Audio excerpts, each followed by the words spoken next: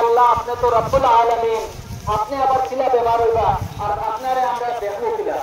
আপনারে আমরা দেখার খিলা আইবো। তখন আল্লাহ তাবারক ওয়া তাআলা কইব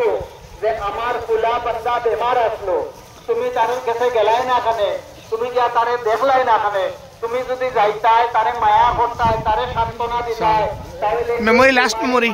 লগে বিছনাত তুমি আল্লাহ, আমি আল্লাহ তাবারক ওয়া তাআলার চাইলাম। তো আমি আলাউদ্দিন ভাইরে কইছিলাম, ভাই তুমি হসপিটাল চাকরি করাই, বিমার আজার পরিশান মানুষ সকল হসপিটাল আইবা, যে সময় আইবা তুমি তারার লগে বালা ব্যবহার করিও, তুমি তারারে মায়া করিও, যদি তারারে মায়া করো, তারারে বালা ব্যবহার করো, তখন তাহলে আমি আবার বলছিলাম, ভাই কিছু আমার জায়গা থেকে শোনা যায় যে আপনার ফ্যামিলি গরিবপুরা মানুষরে বহুত মাফ করে দেন, হ্যাঁ, যত একটা ডিসকাউন্ট করে দেন, তোমার এই নব্বই হয়েছে ডিসকাউন্ট করবার লাগে, তুমি মানুষরে মায়া করিও, কোনো কোনো সময় শোনা যায় তুমি লাভ করিলাম। তখন তাই আমার কইসলা, আমি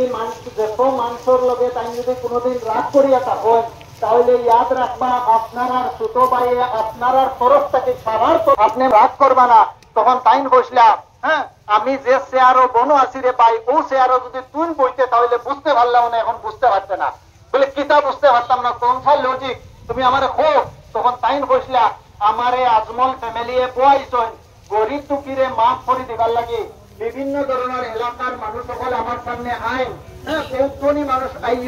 আর বহুত মানুষ আইন যেটা ধনী না গরিব আমি জানি না। তখন আমি দৌড়ের লোকে থোড়া রাগ করি, আমার মতলব হইল গিয়া ওখান যে যদি ধনী মানুষ হইয়া থাকে বুড়ি আঙ্গুল দেখাই আমার যাইব গিয়া, আর গরিব মানুষ হিসাবে হইলে তারে মাফ করা লাগে, আমি মাফ করে দিলাম। গতিকে আমার মোহতারাম বুজুর্গ হল তাই কোনদিনও, হ্যাঁ, এক বিপদ পড়িয়া এক গরিবরে তার গরিবর হক দিবাইবার লাগিয়া আর এক মালদারে বাঁচাইবার লাগিয়া, না জায়েজ পয়সা থেকে বাঁচাইবার লাগিয়া তাই শরীরের লাগে যদি কোনোদিন কোনো